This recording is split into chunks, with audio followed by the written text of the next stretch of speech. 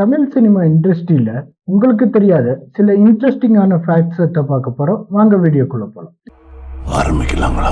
நம்ம தமிழ் சினிமாவில் இப்பெல்லாம் ரொம்ப ட்ரெண்டிங்கா இருக்க சீக்வல் மூவிஸ்க்கு அடித்தளம் போட்டது 1997லயே நம்ம தமிழ் சினிமாவில் வந்துருச்சுன்னு சொன்னா உங்களால நம்ப முடியுதா? நம்ப முடியலனாலும் அது தாங்க நெசம். ஒத்துக்கிட மனசு இல்லனாலும் அதான் நேசம்.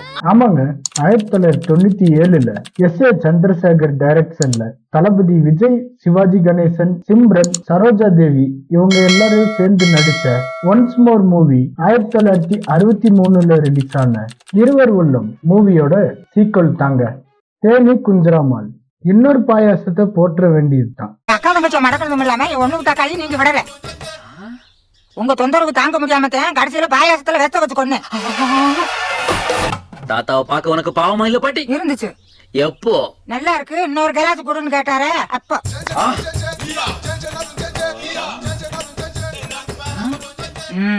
உனக்கு உண்மை தெரிஞ்சு போச்சு, உன்னை விடக்கூடாது, இன்னொரு பாயாசத்தை போட்ட வேண்டியது.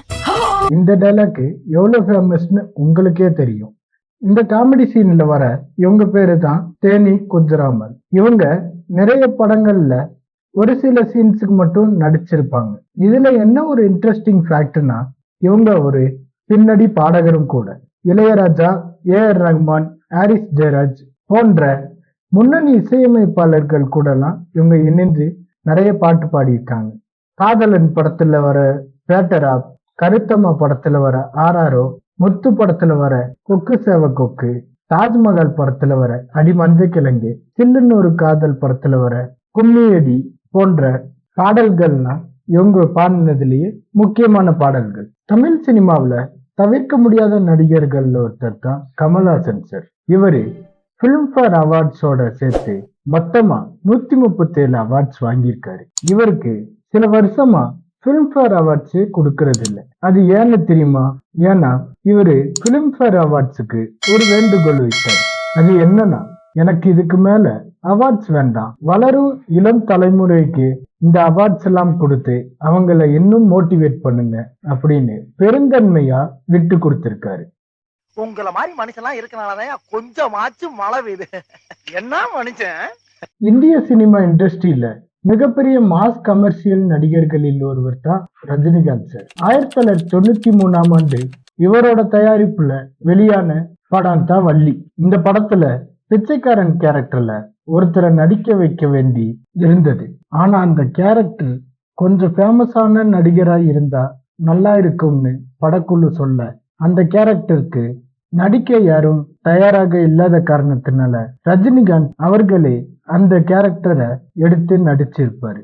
அந்த படம் வந்த காலகட்டத்துல ரஜினிகாந்த் அவர்கள் மிகப்பெரிய ஒரு மாஸ் ஹீரோவா இருந்தும், அது போக அந்த படத்தோட தயாரிப்பாளராகவும் இருந்துட்டு பிச்சைக்காரன் கேரக்டர்ல நடிச்சது வேற லெவலான ஒரு சம்பவம் தாங்க.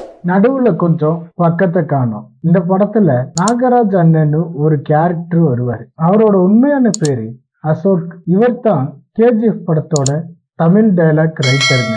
KGF படத்துல வரும் அனல் பறக்கும் அந்த வசனத்துக்கெல்லாம் இவர் தாங்க சொந்தக்காரர்.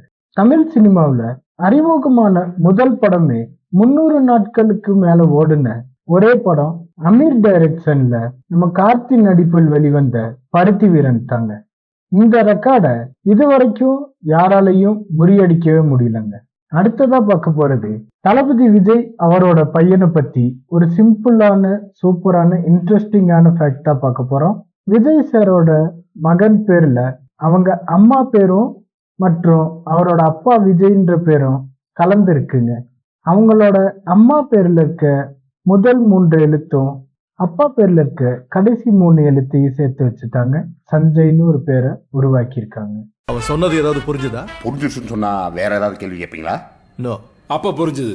பொதுவா ஒரு பண்டிகை நாள்னா 2 இல்லைன்னா 3 படம் ரிலீஸ் ஆகும். ஆனா 1996ஆம் ஆண்டு தீபாவளிக்கு மொத்தம் 10 படம் ரிலீஸ் ஆயிருக்குங்க.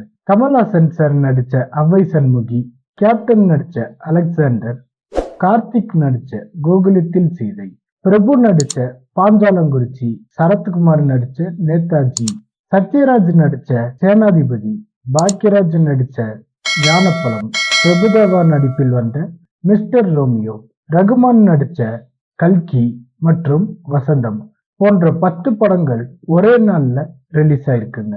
இந்த பதிவு பிடிச்சிருந்தா லைக் பண்ணுங்க, ஷேர் பண்ணுங்க, மறக்காம சப்ஸ்கிரைப் பண்ணிக்கோங்க. மேலும் இது மாதிரி சினிமா மற்றும் ஹெல்த் சம்பந்தப்பட்ட பதிவுகளை காண மறக்காம சப்ஸ்கிரைப் பண்ணிக்கோங்க. நான் நினைச்சா பண்ணலாம் சார்